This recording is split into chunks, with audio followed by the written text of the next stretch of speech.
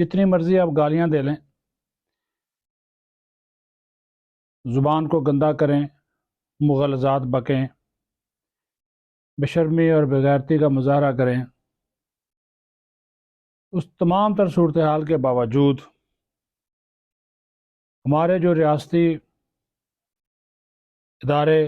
خاص طور پر جو قومی سلامتی کے ادارے ہیں، وہ اس وطن کی خاطر، اس ملک کی خاطر اور اس ملک کے عوام کی خاطر اپنے فرائض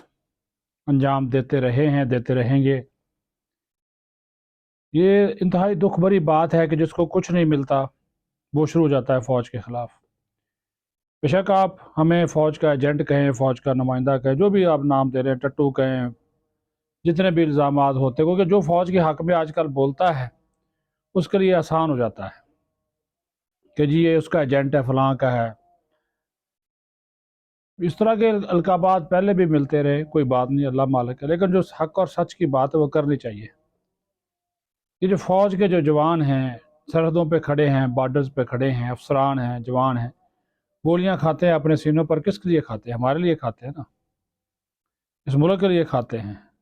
اور ہم ہی ان کو گالیاں نکالیں تو ان کے شہداء کا جو ورثہ ہے ان کے اوپر کیا گزرتی ہوگی؟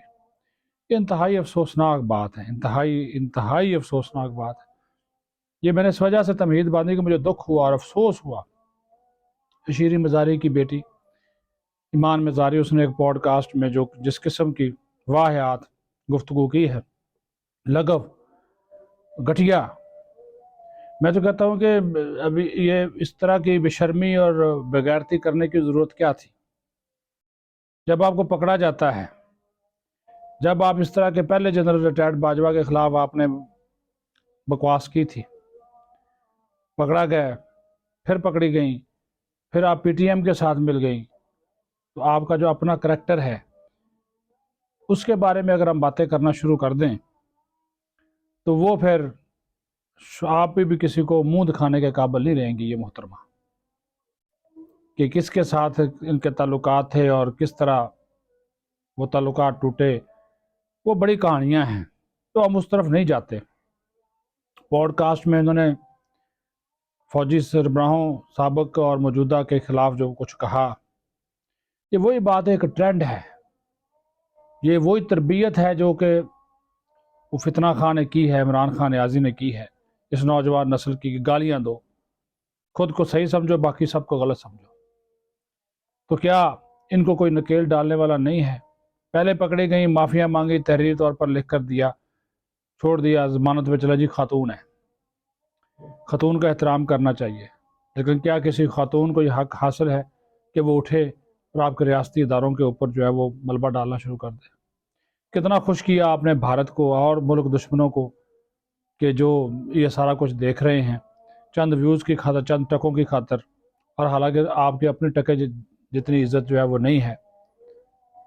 آپ کے اپنے جو کارنامے ہیں، جو سیاہ کارنامے ہیں، رات کے اندھیرے میں بھی دن کے اجالے میں بھی سب ہمیں معلوم ہے۔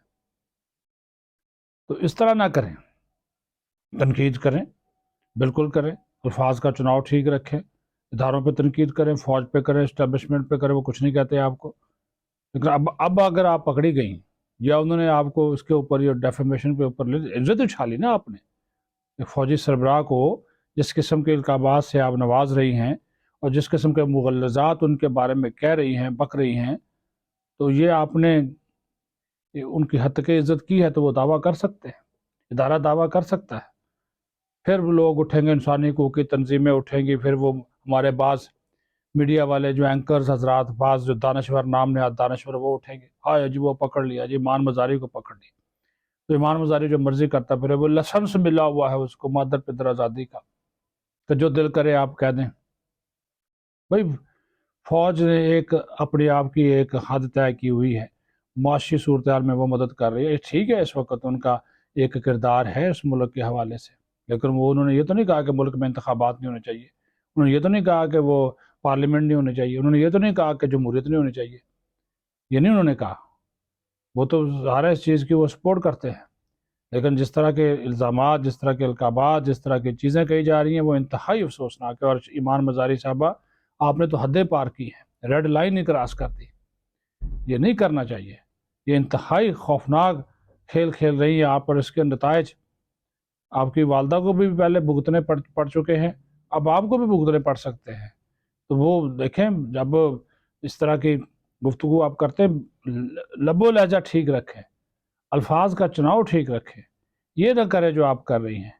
इससे तो किसी तरह भी जो है वो कोई भी सुनने वाला होगा तो ये आपके शान शान भी नहीं है। अगर आपकी तरबियत में कोई फ़र्क है तो वो तो फिर आपके ख़ानदानी मसाइल हैं। लेकिन चंद व्यूज़ की खातर, चंद टकों की खातर इस तरह इदारों को बदनाम करना, ये कोई और सस्ती शोहरत है ना, ये सस्ती शोहरत का के लिए ऐसा कर रही है। हकीकत क्या है वो सबको मालूम है। अब आप उसको जितना मर्जी जुटलाया जाए, ये सोशल मीडिया है जो मर्जी करता फिरे। हम अपनी आवाज़ बुलंद कर रहे हैं, आपका अपना मौक़िफ़ है, हमने अपने अंदाज में अपना आपके मौक़िफ़ की नफ़ी की है, लेकिन मैंने फिर भी अल्फाज का चुनाव ठीक रखा। अल्फाज कोई गाली आपको बराह रास्त नहीं दी, लेकिन जो मेरे दिल की आवाज़ थी वो मैंने बयान कर दी। अपना ख्याल रखें, बहुत शुक्रिया।